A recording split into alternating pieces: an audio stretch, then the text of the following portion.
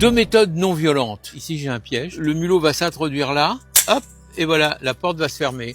Donc la porte est fermée, il reste là, il reste vivant. Il n'y a pas de souci. On pourra aller le libérer dans la forêt ou quelque part où il sera mieux que chez nous, de toute façon. Il y a un appât qui est extraordinaire, c'est le beurre de cacahuète. Vous mettez du beurre de cacahuète comme ça à l'intérieur, hop, comme ça. On va le mettre dedans.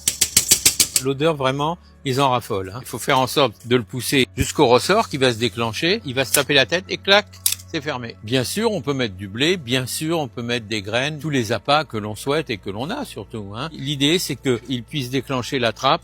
Quand ils sont rentrés dedans, ils restent vivants. Voilà. Et on ne tue personne. On enterre à peu près 30 cm un grillage tout autour des zones qui sont à risque pour empêcher la pénétration. Parce qu'ils s'introduisent, ils sont pas très profonds en fait. Je vous dis souvent, c'est par les galeries des taupes. Les taupes, c'est des vrais terrassiers. Ils vous font des galeries plus régulières et plus belles que celles du métro. Le mulot, lui, s'introduit là-dedans. Lui, il va directement manger les racines de vos végétaux. Donc c'est ça qu'on veut éviter. Je vous invite à en faire autant si vous êtes infesté, bien sûr.